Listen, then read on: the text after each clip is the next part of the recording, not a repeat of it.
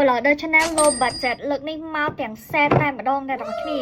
ចឹងសម្រាប់តាប់ទី1នេះគឺ Anna Take Him For Home អានេះក្លិនដូចទៅនឹង Blur Channel EDT មកបងណែធ្លាប់ប្រើជាមួយនឹង Blur Channel EDT គឺគាត់ដឹងហើយថាក្លិនវារៀងស្រស់ស្រាយស្អាតបាតរៀងឈ្ងុយបែបប្រហើរលាឈរតែតិចតួចទេនិយាយទៅក្លិននេះគឺវាស្រស់ស្រាយជាងគេមក Blur Channel ទាំងអស់ហើយអ្នកនរគ្នាអញ្ចឹងខ្លួនគេចេញមកក៏ដូចគ្នាដែរបងសម្រាប់បងប្រើស្លាញ់ក្លិនរៀងស្រាប្រហើរសតូនប្រើប្រាស់ប្រចាំថ្ងៃបានខ្ញុំដូចខមមិនជាមួយនឹងអានេះចូលមកដល់តាប់ទី2មកពីប្រេនអាម៉ាដូចគ្នា Club Renovate Iconic តែនេះក្លិនដូចជាមួយនឹង Blur Channel EDP បងចឹងមានន័យថាក្លិនវារៀងដិតជាង EDT នេះណាប៉ុន្តែវានៅមានក្លិនរៀងខូចស្រស់ស្រាយស្អាតបាតដូចគ្នាអញ្ចឹងគ្រាន់តែរៀងដិតក្លិនឈើបាញ់ចេញមកចាស់ទុំជាងមុនណាសម្រាប់បងណាដែលគាត់ប្រើជាមួយនឹង Blur Channel EDP រៀងចុះលុយអញមកសាកប្រើជាមួយនឹងអានេះបានទឹកអប់មេវគ្គបញ្ចប់ហ្នឹងគឺ Yes I Am The King Lay Parfum អានេះចេញឆ្នាំ2025ណាដល់គ្នាក្លិនវាដូច Blur Channel Parfum ក្លិននេះរៀងចំណាស់បន្តិចដល់គ្នារៀងដិតដូចគ្នាក្លិនបែបលក្ខណៈរៀងឈើធ្ងន់លេជាមួយនឹងក្លិនផ្អែម Vanilla ក្លិនផ្កា Violet ផ្កា Lavender រៀងបាញ់ម្សៅដល់ក្លិននេះគឺវាអត់មានភាពស្រស់ស្រាយនៅក្នុងហ្នឹងឯង